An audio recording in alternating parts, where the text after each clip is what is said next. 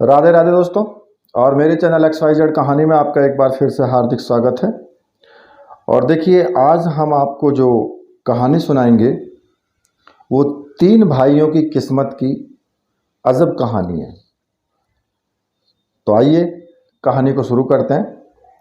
सोनापुर नामक एक गांव था जिसमें वैदराज ज्ञान सुख रहते थे। अब गांव में उनकी बहुत बड़ी प्रतिष्ठा थी, लोग उनकी औषधि पर ही विश्वास करते थे। वहीं अकेले घर में कमाने वाले थे और वो वृद्ध भी हो चले थे। उनके तीन हट्टे कट्टे बेटे थे, पर वे कुछ नहीं करते थे।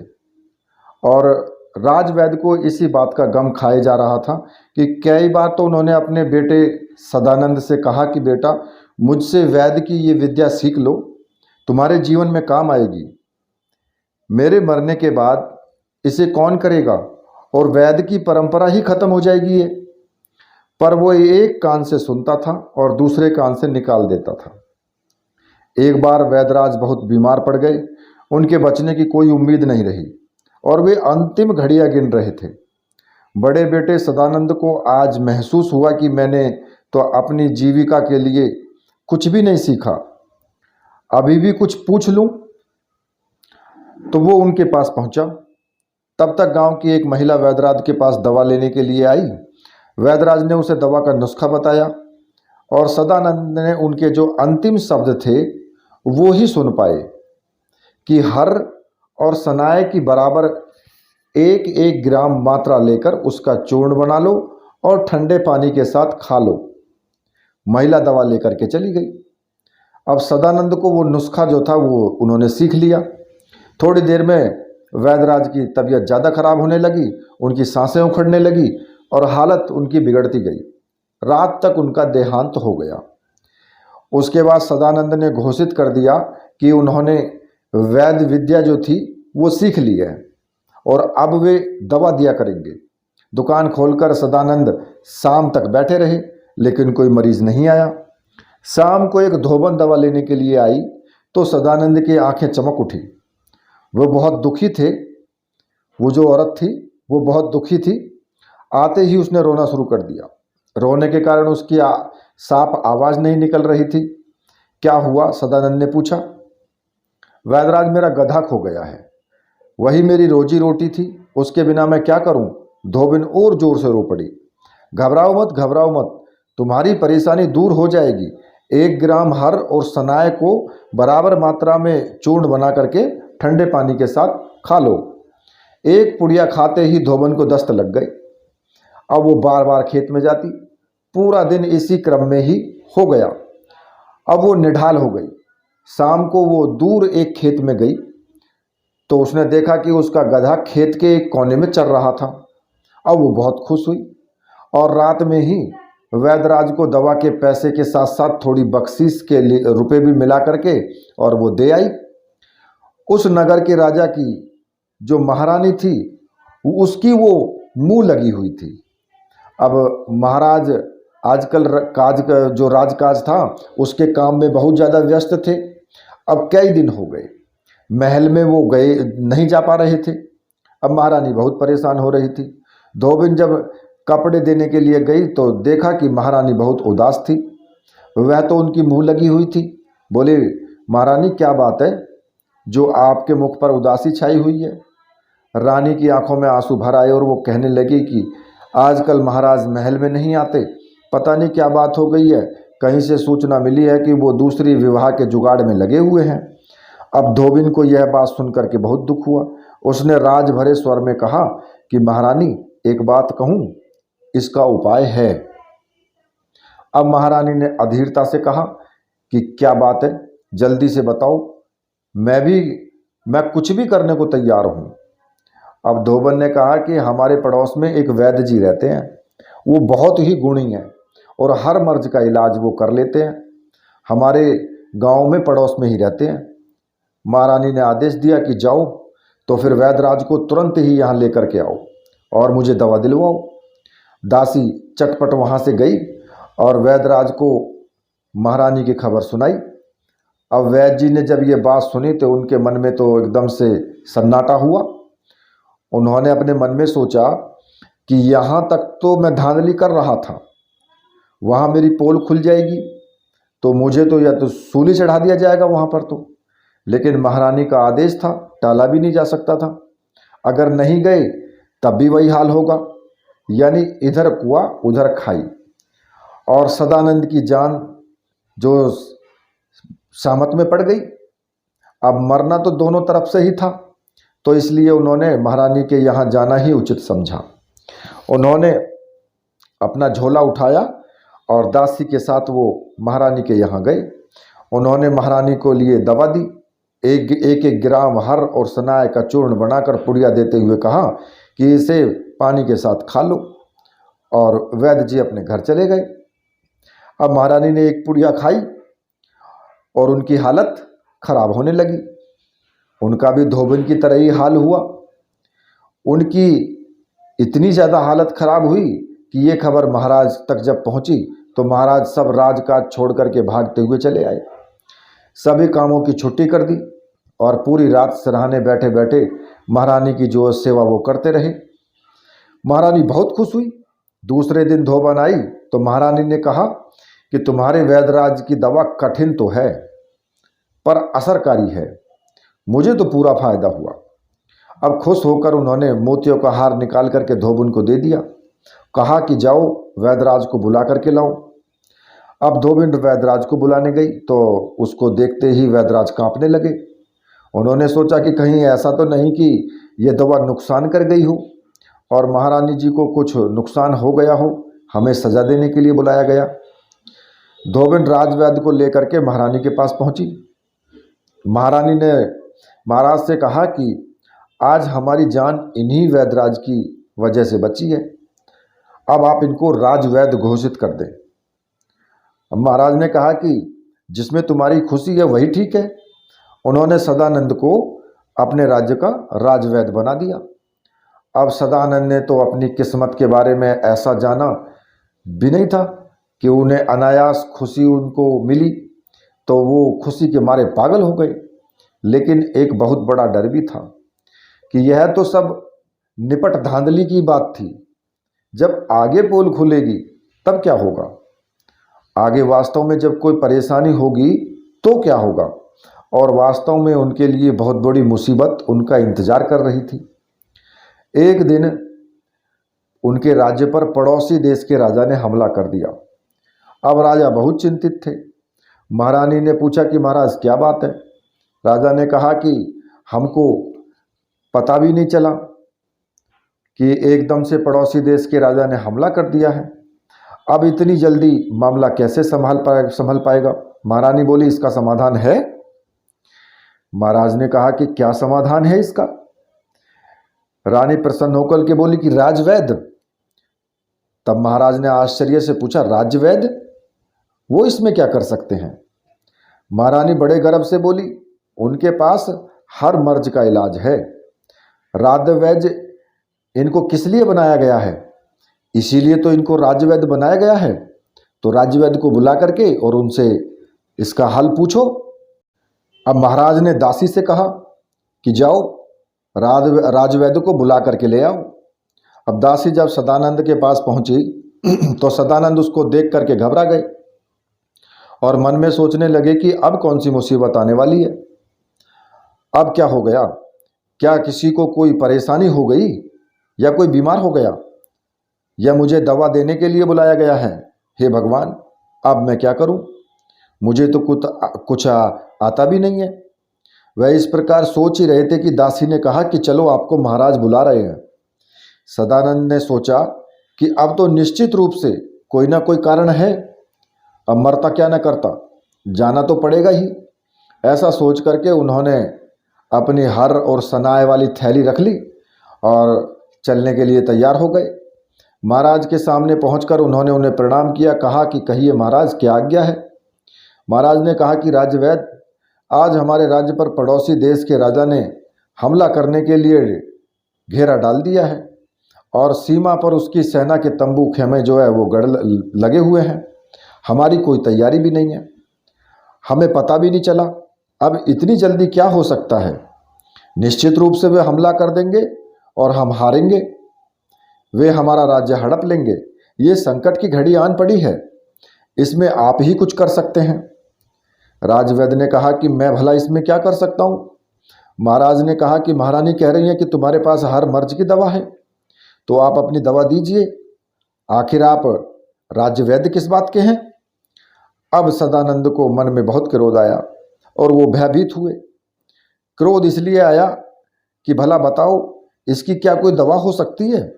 जब राजा हमला करेगा तो युद्ध करो, इसमें दवा का क्या काम। लेकिन जब महाराज कह रहे हैं तो बात काटी तो नहीं जा सकती। और रही बात दवा देने की, तो उन्हें दवा हवा से कोई कुछ ऐसी आती नहीं थी।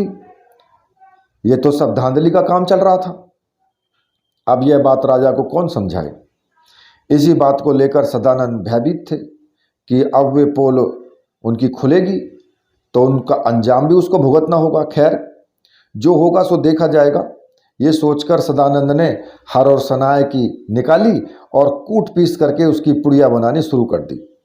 कहा कि महाराज, जितने भी सैनिक हैं उनको एक एक पुड़िया खिला दीजिए। ऐसा कहकर मन ही मन उन्होंने भगवान को प्रणाम किया और प्रार्थना की कि हे भगवान, एक बार मुझे और बचा लो। अब महाराज ने सभी सैनिकों को एक एक पुड़िया खिला दी। दवा खाकर के सभी सैनिकों को दस्त आने शुरू हो गए। अब एक एक सैनिक दिन में 20-20 बार जाता। सभी सैनिकों का ये हाल हो गया। सुबह से सैनिकों के बार बार आने जाने का क्रम में उनका ये क्रम अनगिनत बार और ऐसे चलता ही रहा। अब सीमा पर जो डेरा डाले हुए पड़े थे, राजा ने अपने 2 जासूसों को नियुक्त कर दिया कि कैसे भी हो पता लगाओ, देखो कि सैनिकों की गणना करो कि सेना में कितने सैनिक हैं। उसी के अनुसार फिर हम अपनी रणनीति बनाएं। बहुत सवेरे से ही दोनों जासूस एक ऊंचे टीले पर खड़े थे। राज्य के परकोटे के बाहर जो खाई खुदी हुई थी, वहां पर सैनिकों के दिशा मैदान आने के क्रम को देख रहे थे। असल में उन जासूसों के जो खुराफाती दिमाग में ये विचार आया कि सवेरे सवेरे जब सैनिक दिशा मैदान को तो आते ही हैं, तभी अच्छे तरीके से गिनती हो सकती है। अब दोनों जासूस गिनती करने में लगे हुए थे। बड़े अंधेरे से सैनिकों के दिशा मैदान आने जाने का काम शुरू हुआ तो दोनों जासूस उनके लोटे गिनते गिनते थक गए। अब रात होने को आई। तब उनमें से एक जासूस भागता हुआ राजा के पास आया और हाँफता हुआ बोला कि महाराज, बहुत बड़ी भूल हुई है, हमें बहुत बड़ा धोखा हुआ है। महाराज ने कहा क्या हुआ। जासूस बोला कि उनकी सेना में जो हमारे जासूस थे उन्होंने झूठी सूचना दी थी। उन्होंने राजा के सैनिकों को गिनने में गलती कर दी। उनके सैनिक जितने बताए थे उतने नहीं हैं।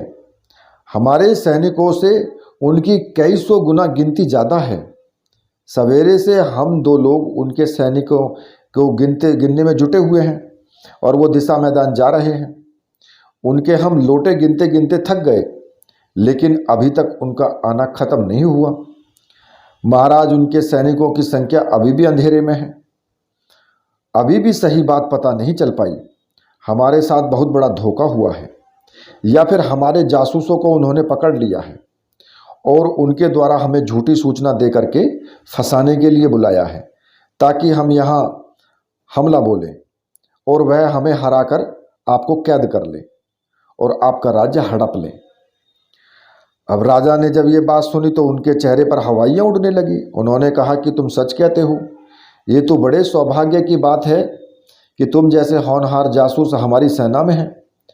यह भी अच्छा हुआ कि तुम जैसे काबिल जासूस आज सवेरे से हमने लगा दिए और हमने ये पता करने की कोशिश की कि उनके सैनिकों की संख्या आप पता कर लें। यह तो हमारा दिमाग काम कर गया, नहीं तो आज समझो हमारा सत्यानाश हो गया होता। ऐसा कहकर के उन्होंने सेनापति को बुलाया और आदेश दिया कि सेनापति जी, फौरन यहाँ से कूच करो और यहाँ से निकल लो, हमें धोखा हुआ है।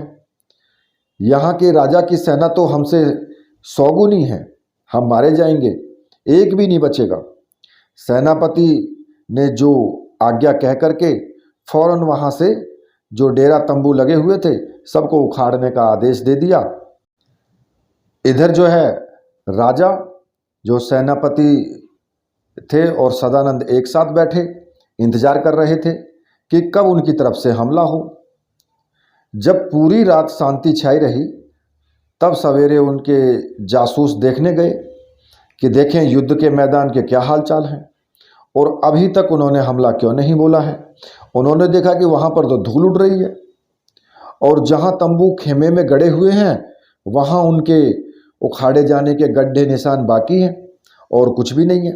ये देख करके जासूस हैरान रह गए। यह खबर जा करके उन्होंने राजा को सुनाई और कहा कि महाराज, राजा तो डर कर भाग गया। राजा यह खबर सुनकर के खुशी से नाच उठे। सदानंद एक बार फिर अपने सौभाग्य पर इतराने और इठलाने लगे। महारानी को यह खबर सुन करके कहा कि मैंने कहा था ना कि राजवैद्य की दवा थोड़ी कठिन जरूर है लेकिन बहुत कारगर है। अब इस बात का लोहा तो राजा भी मान गए। उन्होंने राजवैद्य को बुलाया, उन्हें खूब सारा पुरस्कार दिए, अशर्फियों की बरसात कर दी और उनके लिए एक महल भी बनवा दिया और कहा कि अब आप यहीं आकर के रहिए। सदानंद बड़े आराम से रहने लगे। एक निठल्ला तो काम से लग ही गया। अब बाकी 2 निठल्ले बचे थे। उनके साथ उनके 2 भाई थे, परमानंद और ब्रह्मानंद भी आ गए थे। वे कुछ करते धरते नहीं थे, आराम से खाते पीते सोते थे, घूमते थे। अब सदानंद की पत्नी उन्हें रोज ताना मारती थी, भुनभुनाती थी कि ये मुष्टंडे पड़े पड़े खाते हैं, कोई काम धंधा क्यों नहीं ढूंढते। अपनी भाभी की रोज रोज की चिक से जो है परमानंद उब गया था। अब उसने फैसला कर लिया कि वो नौकरी जरूर ढूंढेगा और करेगा। अपनी भाभी से उसने कह दिया कि तुम चिंता मत करो, तुम्हारा मैं नहीं खाऊंगा, ऐसा नाकारा मैं नहीं हूँ। ऐसी लंबी लंबी बातें हाँक करके वो नौकरी की तलाश में लग गया। अब परमानंद रोज नौकरी ढूंढने के लिए निकलता था पर उसे कोई नौकरी नहीं मिलती। रात को आकर वो खाता पीता और सो जाता। दूसरे दिन फिर नौकरी ढूंढने निकलता। अब सदानंद की पत्नी को लगता था कि वो निकम्मा बहाना बना रहा है, कोई नौकरी नहीं ढूंढने जाता, नहीं तो क्या अब तक तो उनको नौकरी मिल ही जाती। और बताओ कब तक इसको खिलाया जाए, ये सोच करके उसको झटकती रहती थी। परमानंद स्वभाव से बहुत डरपोक था लेकिन डींगे बहुत हाँकता था। इसी वजह से सदानंद की पत्नी उस पर शक करती थी कि यह बहाना बनाता है और नौकरी कुछ नहीं ये ढूंढता। एक दिन परमानंद ने कहा कि मेरे खाने के लिए कुछ बना देना, मैं नौकरी ढूंढने जाऊंगा। अब सदानंद की पत्नी ने कहा ठीक है और उसने उसके लिए 30 लड्डू बनाए और उन लड्डुओं में घातक जहर मिला दिया। परमानंद दूसरे दिन जब नौकरी ढूंढने के लिए जाने को तैयार हुआ तो उसने कहा कि भाभी मेरा खाना तैयार है। अब उसने जलपान अपना बांध लिया और कुटिलता से मुस्कुराती हुई बोली उसकी भाभी कि हाँ, आपका नाश्ता मैंने बांध दिया है। भाभी ने कहा कि खाना तो मैंने बांध दिया है पर अब लौट के मत आना। अब परमानंद खुश होकर के उसने कहा कि भाभी अब मैं नौकरी ढूंढकर ही लौटूंगा, ऐसे नहीं लौटूंगा। इतना कह करके उसने अपना घोड़ा सजाया और खाने की पोटली ले ली और चल दिया। उसने पूरब की तरफ रुख किया। चलते चलते उसे 1 घंटा हो गया। उसने अपनी राज्य की सीमा लांघी और शांति नगर की सीमा में उसने प्रवेश किया। शांति नगर में डाकुओं का बहुत बड़ा आतंक था। वहाँ की प्रजा उन डाकुओं से थरथर कांपती थी। वे बड़े ही निर्दयी थे। जहाँ कहीं भी उनका दाव लगता था वे लूटते थे और कोई विरोध भी नहीं करता था, और जो विरोध करता था तो उसको मार डालते थे। अभी तक उस राज्य के सेनापति, मंत्री, राजा स्वरूप सिंह और बड़े बड़े सूरमा सब जतन करके हार चुके थे। राजा ने उन डाकुओं के पर एक भारी भरकम इनाम की घोषणा भी कर दी थी, लेकिन अभी तक उन डाकुओं पर कोई हाथ नहीं डाल पाया था और न ही कोई उनका पता लगा पाया था कि वे आंधी तूफान की तरह आते, लूटमार करते, सैकड़ों मीलों तक फैले दुर्गम और विकट जंगलों में गायब हो जाते। यह 30 डाकुओं का दल था और ये बड़े ही दस्यु, बड़े ही जो मतलब दुर्दांत थे। इस प्रकार शांति नगर राज्य कहने के लिए शांति नगर ही था, लेकिन वो अशांति का अड्डा था। परमानंद ने शांति नगर के राज्य में कि उन्हीं घने जंगलों में कदम रखा उसने। उनका घोड़ा सरपट बढ़ता जा रहा था और अंत में उसने घना जंगल पार करके एक मैदान में प्रवेश किया। चलते चलते वो थक चुका था, इसलिए वो पेड़ के नीचे विश्राम करने के लिए लेट गया। लेटते ही उसे नींद आ गई। अभी वो गहरी नींद में सो ही रहा था कि पूरा मैदान घोड़ों की टापों से भर उठा। कई घुड़सवार वहां आए। उन्होंने देखा कि एक व्यक्ति सोया हुआ पड़ा है और घोड़ा बंधा है। उन्होंने आपस में इशारा किया। ये सभी वही डाकू थे। एक डाकू उसके पास पहुंचा और उसके सिरहाने से पोटली खींच ली। आसपास और देखा, उसके पास और कुछ नहीं मिला और वो पोटली लेकर के अपने सरदार के पास पहुंचा और कहा कि सरदार जी, उसके पास यही एक पोटली है और उसके पास कुछ भी नहीं है। सरदार ने कहा कि लाओ देखें इस पोटली में क्या है। पहले माल झटकते हैं, उसके बाद उस आदमी का काम तमाम करेंगे। सरदार ने पोटली खोली तो उसमें लड्डू थे। वे सभी डाकू उस समय भूख से व्याकुल थे और प्यास भी लगी हुई थी, इसलिए उन्हें कुछ और नहीं सूझ रहा था। उन्होंने वहीं कुएं से पानी भरवाया और सभी डाकुओं ने एक एक लड्डू ले लिया और लड्डू खा करके पानी पिया। लड्डू खाते ही उनको नींद आने लगी। वे सभी लंबलेट हो गए। उधर खूब गहरी नींद सोने के बाद जब परमानंद की आंखें खुली तो उसने देखा कि उसके चारों तरफ 30 लोग सोए हुए पड़े हैं। वो आश्चर्य से भर उठा। उसने उन सबको हिलाकर देखा मगर कोई भी नहीं हिला। अब उसने उनको पहचाना कि यह तो उस राज्य के डाकू थे जिनके बारे में उसने अपने राज्य में भी बहुत चर्चाएं सुन रखी थी। उसने उन डाकुओं के कान नाक काट लिए और एक चादर में बांध लिए और वो शांति नगर में जाकर एक सराय में ठहरा। वहाँ उसने आराम से खाया पिया और सो गया। सवेरे उठ करके वो नगर में घूमने के लिए निकला तो उसने देखा कि नगर के बीचों बीच चौक पर एक बहुत बड़ी सभा लगी हुई है और वहाँ सभी नगरवासी जमा हो गए हैं और ऊंचा सा एक मंच बनाया गया है जहाँ राजा, मंत्री और सेनापति बैठे हुए थे। मैदान में 30 डाकुओं की लाशें रखी हुई थी। सभी नगरवासी बड़े हर्ष से बता रहे थे कि मंत्री सेनापति ने डाकुओं का सफाया कर दिया, उन्हें मार डाला, इसलिए आज उन्हें वीरता का पुरस्कार मिलेगा। अब परमानंद भी वहां जाकर के तमाशा देखने लगा। महाराज जब पुरस्कार की घोषणा करने जा रहे थे तभी परमानंद उनके सामने पहुंचा और कहा, महाराज, इन सेनापति जी ने इन डाकुओं को मारा है तो इनसे पूछिए इनके कान कहाँ हैं। अभी तक किसी ने उन लोगों के कान तो देखे नहीं थे। अब सभी उन डाकुओं के कान देखने के लिए झुके पड़े। ये क्या? ये तो बड़े आश्चर्य की बात थी कि उन डाकुओं के कान तो वास्तव में ही नहीं थे। राजा ने पूछा, सेनापति जी बताओ इन डाकुओं के कान कहाँ हैं। अब मंत्री जी और सेनापति जी दोनों बगलें झांकने लगे। वो तो कोई जवाब ही नहीं दे पा रहे थे। तभी परमानंद सामने आया और कड़क कर बोला, यह जवाब देंगे, डाकुओं को मैंने मारा है, ये श्रेय ले रहे हैं। राजा ने मंत्री और सेनापति से पूछा, क्यों सेनापति, ये सही कह रहे हैं? सेनापति ने कोई जवाब नहीं दिया। यह क्या जवाब देंगे? कहते हुए परमानंद ने वो चादर खोल कर डाल दी जिसमें डाकुओं के कान थे और महाराज से कहा कि महाराज, इन डाकुओं को मैंने मारा है और सेनापति जी का इसका श्रेय अपने आप में झूठा ले रहे हैं। महाराज को बहुत क्रोध आया। उन्होंने उसी समय सेनापति को उनके पद से हटा दिया और परमानंद को अपने राज्य का सेनापति बना लिया और उसी समय सम्मान कर 30 मार्खा की उपाधि उनको दे दी। अब शांति नगर के सेनापति जो थे परमानंद बन चुके थे, उनको भी ये अनायास मौका मिला था। अब परमानंद के लिए धन और शान शौकत की कोई कमी तो नहीं थी, मगर अभी उनकी असली परीक्षा बाकी थी और एक बहुत बड़ी परीक्षा जो थी वो उनका इंतजार कर रही थी।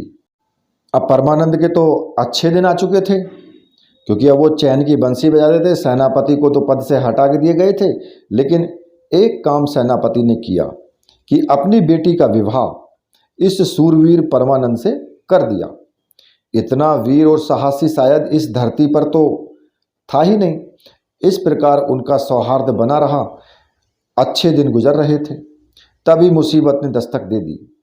ये उन दिनों की बात है जब छोटे छोटे राज्य होते थे और वे एक दूसरे राज्य पर हमला करते रहते थे। जो भी कमज़ोर पड़ता था वह उस पर हमला करके उसे अपने राज्य में मिला लेते। यही क्रम चलता रहता था। अब शांति नगर के पड़ोसी जो राज्य था कीर्तिनगर, उसका राजा दुर्जन सिंह था। वो शांति नगर के राजा स्वरूप सिंह को कमज़ोर राजा समझता था। बहुत दिनों से उसकी इस राज्य पर नियत रखी हुई थी। वह जब तब इस राज्य पर छिटपुट हमले करता रहता था, जिससे शांति नगर के राजा स्वरूप सिंह बड़ी मुश्किल से अपना बचाव कर पाते थे। हमेशा उसके आतंक में जीते थे वो। अब उनके हाथ में जब इतना बड़ा साहसी और वीर योद्धा आ गया, उसने पलक झपकते ही 30 डाकुओं का सफाया कर डाला, तो उनके मन में उत्साह की लहरें हिलोरे लेने लगी। एक अद्भुत वीरता उछाल मारने लगी जो उन्हें बैठने नहीं देती थी। सर्वथा नवीन जोश का संचार हो गया जिसने उनके प्राणों को विकल कर दिया था। अब झटपट उन्होंने एक सभा बुला डाली। अब देरी करना ठीक नहीं है। उन्होंने मंत्री से सलाह मशवरा करके उस राज्य पर हमला करने की योजना बना डाली और अपने सेनापति परमानंद से पूछा भी नहीं। अरे भाई, इसमें पूछना क्या? जब इतना बहादुर योद्धा है तो फिर डर किस बात का है? अब तो कुछ भी हो सकता है। कीर्तिनगर पर हमला बोलने के लिए सेना का घेरा डाल दिया गया।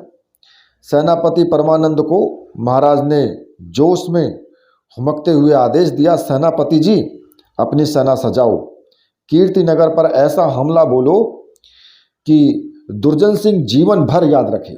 इतना कहकर जब वो अपनी खुशी संभाले नहीं संभली उनसे, तो राजा स्वरूप सिंह ने दुर्जन सिंह की संभावित दुर्घटना की कल्पना करके अपने एक अट्ठास करते हुए अपने मंत्रीगण और सभासदों को कपा डाला। परमानंद ने जब ये बात सुनी तो उसके मन में आया कि भगवान कहीं से धरती फट जाए और उसमें ये राजा समा जाए। उसे उस पर इतना क्रोध आ रहा था कि अगर उसकी भाभी के लड्डू बचे होते तो वो 2 लड्डू इस राजा को भी खिला देता। लेकिन ये बातें तो बस सोच के ही उसका कुछ नहीं कर पाया वो। अब सेनापति परमानंद युद्ध के लिए जा रहे थे। राजा ने परमानंद से कहा कि सेनापति जी, अपना घोड़ा चुन लीजिए। अस्तबल में सभी घोड़े खड़े थे। परमानंद ने देखा कि सारे घोड़ों में एक घोड़ा ऐसा था जो 3 टांग पर खड़ा था और अपनी एक टांग ऊपर किए हुए था। परमानंद ने वही घोड़ा चुना। परमानंद ने सोचा कि यह घोड़ा लंगड़ा है और धीरे धीरे चलेगा। जब सारी सेना आगे निकल जाएगी तो मैं पीछे रह जाऊंगा और सेना लड़ेगी और मैं बच जाऊंगा। उनके इस घोड़े के चयन को देखकर मंत्री ने सराहा और राजा से कहा कि देखिए महाराज, सेनापति जी कितने पारखी हैं। उन्होंने सबसे उच्च नस्ल के घोड़े को चुना है। असल में इस घोड़े की नस्ल ऐसी है कि यह अपने एक पैर को बराबर आराम देता रहता है, इसलिए देखने में लगता है कि ये 3 पैरों पर खड़ा है। एक पैर को बराबर आराम देता रहता है, इसलिए भागने में सबसे तेज घोड़ा होता है। अब बेचारे परमानंद को ये बात कहाँ मालूम थी, इसलिए वो इसमें धोखा खा गए और उन्होंने सबसे तेज भागने वाले घोड़े का चयन कर लिया। महाराज ने गदगद होते हुए कहा कि वही तो, सेनापति के बराबर योद्धा कोई नहीं है। सेनापति परमानंद अपने घर में युद्ध के लिए विदा लेने के लिए गए थे। उन्होंने अपनी पत्नी से कहा कि घोड़े पर मुझे भली प्रकार से बांध दो।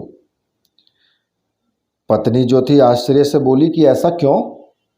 परमानंद अपना पूरा साहस और शक्ति बटोरते हुए बोले, इसलिए कि मैं विकट युद्ध करूंगा तो कहीं गिर ना जाऊं, जान की बाजी लगाकर लड़ूं और मैदान फतेह करके लौटूं।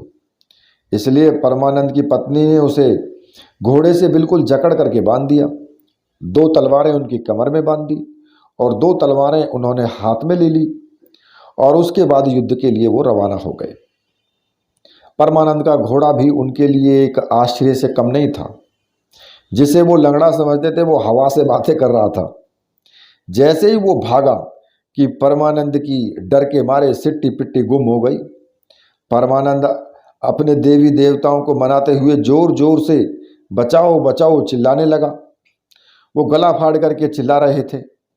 जो सैनिक समझ नहीं पा रहे थे, उस समय नगाड़े और रणभेरी बज रही थी, तो उसमें उनकी आवाज़ में ये समझ में नहीं आ रहा कि वो जोशपूर्ण स्वर जो था वो सैनिकों के उत्साह के लिए नारे लगा रहे हैं या फिर वो चिल्ला रहे हैं। अब परमानंद तो घोड़े से बंधे हुए थे और 2 तलवारें उनकी कमर में बंधी थी। दोनों तलवारें उन्होंने हाथ में थाम रखी थी। 2 तलवारें। जैसे ही घोड़ा भागा कि उनकी रूह फना हो गई। बाप रे बाप, इतनी तेज चाल का घोड़ा। पहले तो वो हिम्मत बांध रहे थे, फिर डर के मारे वो चिल्लाने लगे। खैर, उनकी इस जोशपूर्ण गर्जना से सैनिकों में अभूतपूर्व उत्साह और अविश्वसनीय उत्साह जो था वो बढ़ता जा रहा था। जितने वेग से उनका घोड़ा भाग रहा था, उतने ही जोर जोर से वो दहाड़ रहे थे। और इन सबसे जोर उनकी सेना जयघोष के नारे लगाते हुए भागती चली जा रही थी। अपने हाल पर तो परमानंद ही जानते थे कि युद्ध मैदान में जाते समय परमानंद के तृपण कांप रहे थे। वे अब इस तूफानी घोड़े की रफ्तार से मुक्ति पाना चाहते थे, रुकना चाहते थे। वो अब वे चारों तरफ देख रहे थे कि कोई सहारा मिल जाए जिसे वो पकड़ ले। दूर से उन्होंने देखा कि 2 पेड़ नज़दीक आते जा रहे हैं, तो उन्होंने पहले ही योजना बना ली। उन्होंने तलवारें फेंक दी और जैसे ही घोड़ा सरपट पेड़ों के बीच से निकला, उन्होंने वो पेड़ जो था वो पकड़ लिया, इस उम्मीद में कि शायद इससे घोड़ा रुक जाए। मगर वो तूफानी घोड़ा कहाँ रुकने वाला था। वो जोर लगाकर भागा तो वो दोनों पतले पेड़ उखड़ करके परमानंद के हाथों में आ गए। अब परमानंद की मूर्ति बहुत ही भयानक दिखाई दे रही थी। सामने कीर्तिनगर के सेनापति ने अपनी सेना को सजाया था युद्ध के लिए। जैसे ही दुंदुभी बजी, उन्होंने और उनके सैनिकों ने देखा कि सामने से आफत का परकाला बने हुए सेनापति परमानंद 30 मार्खा चला आ रहा है, जो भयानक सुर में चिल्ला रहा था। उसके सैनिकों का जोश भी चरम पर था। ऐसे अद्भुत जोशीले वीर को देखकर सेनापति के मन में दहशत बैठ गई। एक तो वो पहले ही उनकी बहादुरी के किस्से सुन चुका था और उसके बाद उनका ये रूप अत्यंत भयानक होकर उन्होंने मन में सोचा कि उफ, ये हथियारों की जगह पेड़ों का इस्तेमाल करता है। ये कितना बलशाली है। मैं तो इसके हाथों चींटी की मौत मारा जाऊंगा। इससे तो बेहतर है कि मैं भाग जाऊं। ऐसे जान तो बच सकती है, यहाँ तो बचने का अवसर ही नहीं है। ऐसा सोचकर उसने घोड़ा घुमाया और सरपट वहाँ से भाग गया। उसके सैनिक जो अभी तक बिल्कुल हतप्रभ होकर के सेनापति 30 मार्खा को देख रहे थे, उन्होंने आज्ञा लेने के लिए सेनापति की तरफ देखा तो देखा कि सेनापति तो भागता जा रहा है। जब सेनापति को भागते देखा तो सेना भी अपने प्राण की रक्षा के लिए भागने लगी। थोड़ी देर में वहाँ मैदान साफ हो गया। जीत होते देखकर परमानंद की सेना खुशी से झूम उठी। परमानंद को अब घोड़े से भी नहीं उतारना पड़ा। सैनिकों ने ही परमानंद को खोल खोल करके अपने कंधों पर उठा लिया और वो खुशी से नाचने लगे। सेनापति की जय के नारे लगने लगे। कीर्तिनगर के राजा दुर्जन सिंह ने स्वरूप सिंह राजा से संधि का प्रस्ताव भेजा और उनकी अधीनता को स्वीकार कर लिया। अब कीर्तिनगर राजा स्वरूप सिंह के कब्जे में था। राजा स्वरूप सिंह के जाने कब के पाले हुए सपने थे वो आज जो पूरे हो गए। वो तो गदगद थे और परमानंद के ऊपर 100 जान से न्यौछावर हो रहे थे।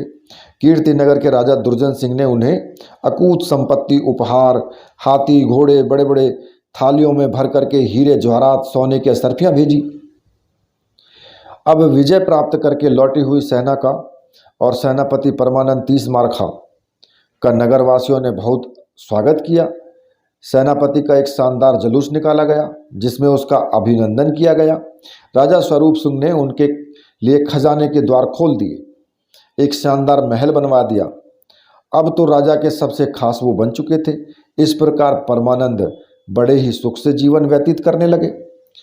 अब इधर जो है दूसरी तरफ राज्य वैद्य सदानंद की जो पत्नी थी, उसने एक निठल्ले को तो वहां से भगा दिया था और सुना था कि वो अच्छी तरक्की कर गया। अब उसके यहाँ जो ये ब्रह्मानंद नाम का निठल्ला रह रहा था, सदानंद की पत्नी ने अब की बार उससे साफ साफ शब्दों में कह दिया कि भैया तुम यहाँ से चल करके फिर कहीं देखो, ऐसे पड़े पड़े तुम्हारे लिए यहाँ कुछ नहीं है, परिश्रम तो करना पड़ेगा। अब ये बात ब्रह्मानंद को जो है बहुत ही नागवार लगी। ब्रह्मानंद भी रोजगार की तलाश में निकल पड़े। ब्रह्मानंद ने पश्चिम दिशा का रुख किया। तीनों भाइयों में सबसे ज़्यादा बुद्धिमान, तिगड़मी और दिमागदार तो ब्रह्मानंद ही था। पूरे दिन चलने के उपरांत उसने अपने राज्य की सीमा छोड़ी और वो विजयनगर की सीमा में दाखिल हो गया। जब ब्रह्मानंद विजयनगर की सीमा में दाखिल हो गया और वो राजा सोमवर्मन के दरबार में पहुंचा, राजा को प्रणाम करके ब्रह्मानंद बोला कि महाराज हमें अपने यहाँ सेवा करने का मौका दीजिए, मैं नौकरी की तलाश में आपके यहाँ आया हूँ। वर्मन जो थे उसकी बातचीत करने के ढंग से बहुत प्रभावित हुए। उन्होंने कहा कि मैं तुम्हें अपने यहाँ रख लूँगा, लेकिन यह तो बताइए आप काम क्या करेंगे। ब्रह्मानंद के कहा कि महाराज आप मुझे अपना सलाहकार बना लीजिए। राजा चौंके और किंचित नाराजगी भरे स्वर में वो बोले कि इतने बड़े पद पर मैं तुम्हें कैसे रख सकता हूँ, ऐसे तो कई लोग आते हैं। अरे हर किसी ऐरे गहरे नत्थु खैरे को इतने जिम्मेदार पद पर थोड़े ही रख सकता हूँ, यह तो बहुत जिम्मेदारी वाला काम है। और सबसे पहले तुम साबित करो कि तुम मेरे पहले वाले सलाहकार से ज़्यादा योग्य हो, तभी तो मैं उसे हटा करके तुम्हें रखूँगा। पहले तुम साबित करो कि तुम सलाहकार बनने योग्य हो या नहीं। अब ब्रह्मानंद बोला कि बताइए महाराज, मैं हर परीक्षा देने के लिए तैयार हूँ, मुझ में दिमाग की कमी नहीं है, इसलिए मैंने ऐसा कहा था। महाराज ने सोचा कि यह अपने मुँह मियाँ मिट्ठू बन रहा है, अपने आप ही अपनी तारीफ कर रहा है, कहीं यह बड़बोला तो नहीं है, इसकी परीक्षा लेकर के देख ली जाए, देखें ये क्या करता है। उन्होंने कहा कि ठीक है, मैं तुम्हारी 3 परीक्षाएं लूँगा, अगर तुम मेरी इन 3 परीक्षाओं में पास हो जाओगे तो मैं तुम्हें अपना सलाहकार बना लूँगा और तुम जो भी वेतन मांगोगे मैं तुम्हें दूंगा। ब्रह्मानंद ने कहा महाराज अगर मैं परीक्षा में पास हो जाऊं तो आप मुझे अपना सलाहकार बना लें और 1000 मोहरें मैं रोज लिया करूंगा। राजा ने कहा ठीक है, लेकिन जाओ पहले तो मुझे आज 1000 मोहरें कमा करके दिखाओ, जगह तुम्हें हम बताते हैं।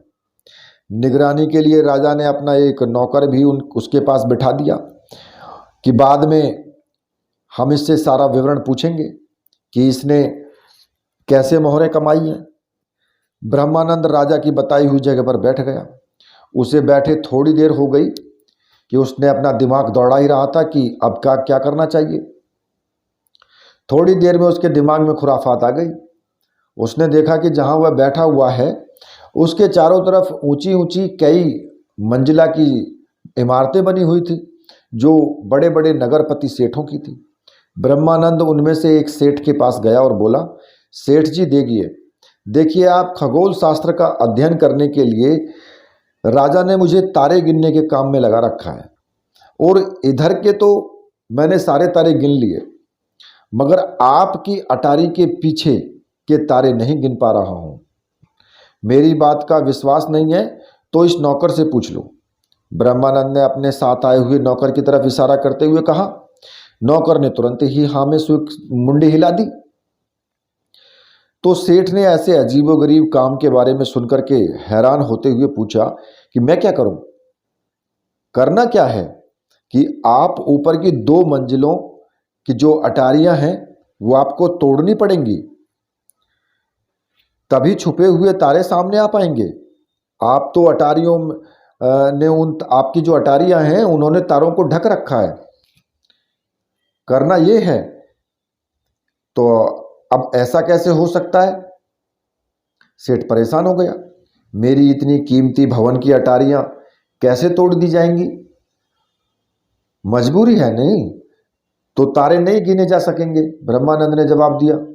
सेठ ने विनती करते हुए कहा कि देखिए, आप कुछ भी इंतजाम कर लीजिए, कहीं दूसरी जगह बैठ कर के तारे गिन लीजिए, पर मेरी अटारी को छोड़ दीजिए।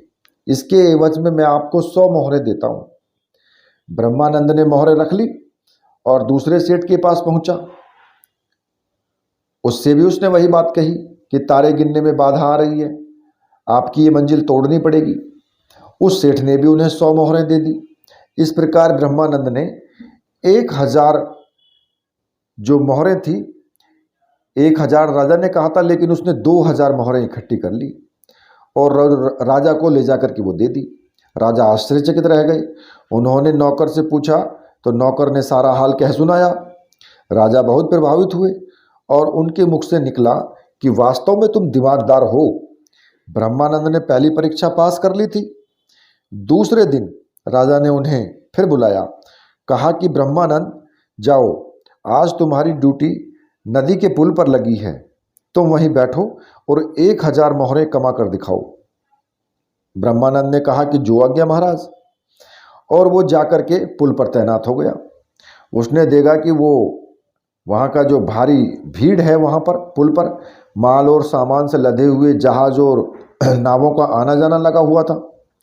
ब्रह्मानंद थोड़ी देर तक तो सोचता रहा कि इसमें क्या किया जा सकता है। फिर उसके दिमाग में एक तरकीब आ गई और वो नदी के किनारे ध्यानमग्न होकर के बैठ गया और लहरें गिनने का अभिनय करने लगा। उसने लहरें गिनने का काम थोड़ी देर तक किया।